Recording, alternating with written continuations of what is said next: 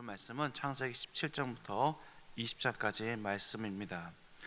창세기 17장에는 이제 아브라함이 하나님의 부르심을 받고 고향을 떠났을 때가 75세입니다. 창세기 12장 4절에 이렇게 말씀합니다. 이에 아브라함이 여호와의 말씀을 따라갔고 롯도 그와 함께 갔으며 아브라함이 하란을 떠날 때의 나이가 75세였더라 라고 말씀하고 있습니다. 그런데 어느덧 시간이 흘러서 아브라함의 나이가 99이 되었습니다. 오늘 17장 1절 말씀에 99세라 나와 있습니다. 24년의 시간이 벌써 흘렀습니다.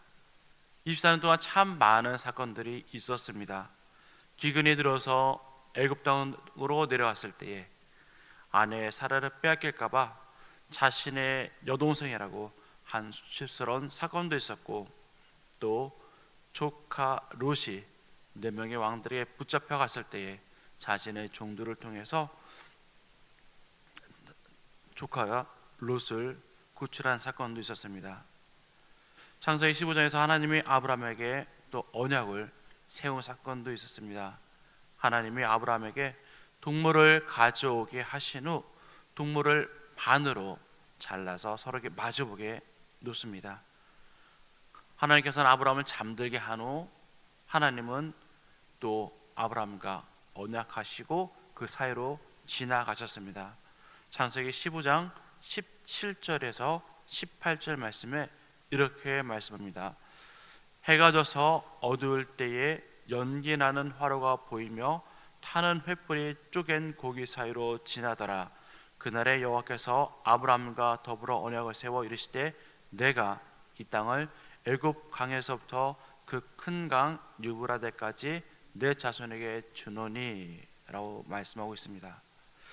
이 고대 근동 시대 이 당시에는 언약을 맺을 때에는 이 재물을 반으로 가릅니다. 그래서 반으로 가르나서 언약을 맺고 그 사이로 지나갑니다. 약속을 지키지 않으면은 너희를 이게 반으로 나눠 버리겠다라는 그런 의미를 가지고 있었습니다. 하나님께서는 이 아브라함은 잠든 그 사이에도 불구하고 반으로 쪼개고 그 사이로 지나가심으로 하나님과 아브라함은 그렇게 언약을 맺었습니다. 그럼에도 불구하고 하나님은 아브라함에게 바로 자녀를 주시지 않았습니다. 그러자 이 아브라함은 이 사라의 여종 하갈을 통해서 아들을 얻습니다. 그러나 하나님께서 허락한 그 자녀가 아닙니다. 창세기 16장 16절에 보면은 하갈이 이스마엘을 낳을 때 아브라함의 나이는 86살이었습니다. 아브라함이 하나님의 약속을 받은 지가 이미 벌써 86살이니까는 10년이 지났음에도 불구하고 자녀가 없어서 하갈을 통해서 낳았습니다. 그런데 오늘 17장 1절 말씀에 다시 하나님께서 나타나셔서 이 아브라함에게 약속을 하시는 것입니다. 17장 1절 2절 말씀 다시 한번 함께 읽어보도록 하겠습니다. 아브라함이 99세 때에 여호와께서 아브라함에게 나타나서 그에게 이르시되 나는 전능한 하나님이라. 너는 내 앞에서 행하여 완전하라. 내가 내 언약을 나와 너 사이에 두어 너를 크게 번성하게 하리라 하시니 라고 말씀하시고 아브라함의 이름을 바꾸십니다. 17장 5절 말씀에 이렇게 말씀합니다. 함께 읽겠습니다. 이제 후로는 내 이름을 아브라함이라 하지 아니하고 아브라함이라 하리니 이는 내가 너를 여러 민족의 아버지가 되게 함이니라. 아멘. 아브라함의 뜻은 고귀한 아버지입니다. 하지만 하나님은 이 고귀한 아버지 아브라함에서 여러 민족의 아버지인 아브라함으로 이름을 바꾸십니다. 사라의 이름도 원래는 사레, 공주 귀부인이라는 뜻이지만은 한 가문의 이제 어머니에서 열국의 어머니란 뜻으로 사라라고 또한 바꾸어 주십니다. 그리고 아브라함의 자녀 이름 이삭도 지어 주셨습니다. 19절 말씀 함께 읽어보도록 하겠습니다.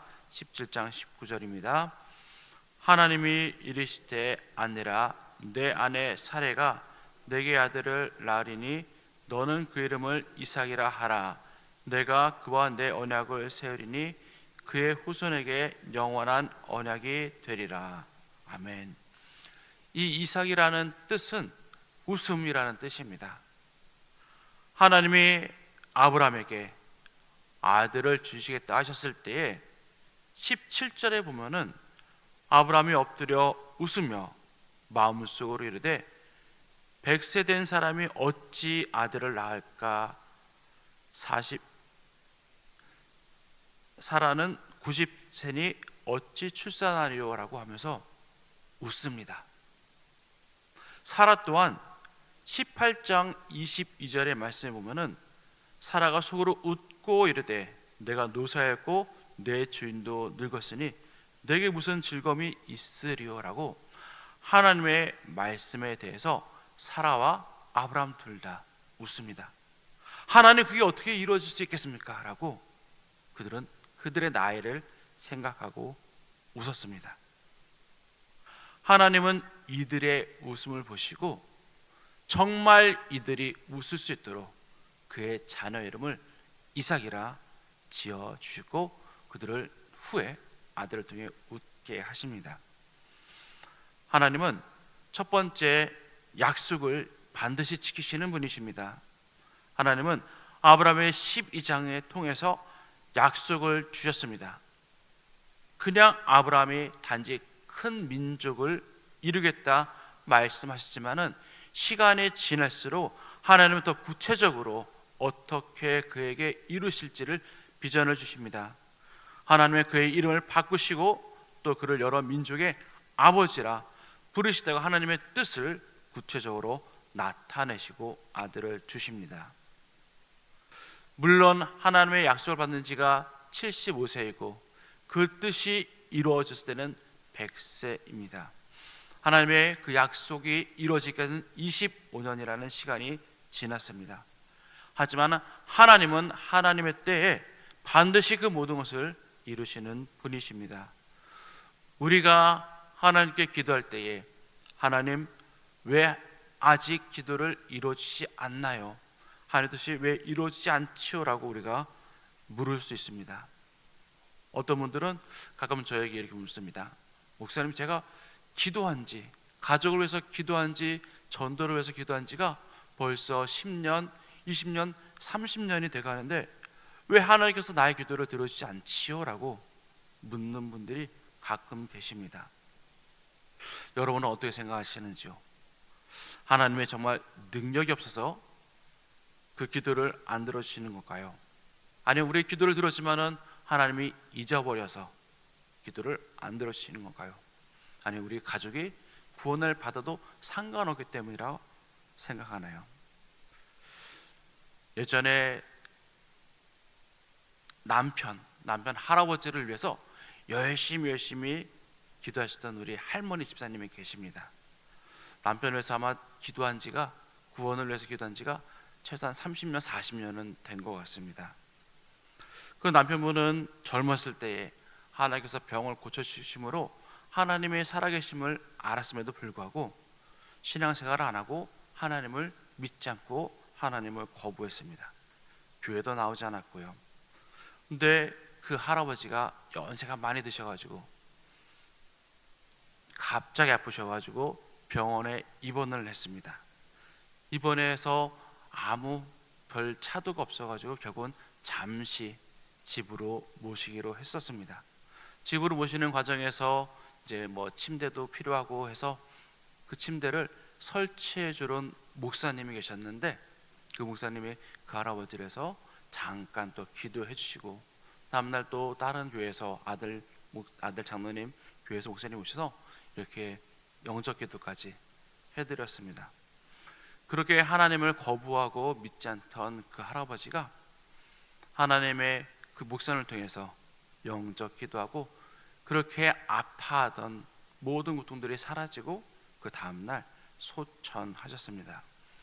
네 할머니 집사님은 그렇게 할아버지가 하나님께 돌아오기를 원하고 그렇게 기도했었을 때 하나님께서는 하나님 때에, 물론 돌아가시기 전에 하나님을 영접할 수 있도록 하나님께서 이렇게 인도하셨습니다. 하나님의 때는 우리는 알지 못합니다. 그러나 하나님께서 약속하신 모든 것들은 반드시 하나님께서 이루십니다.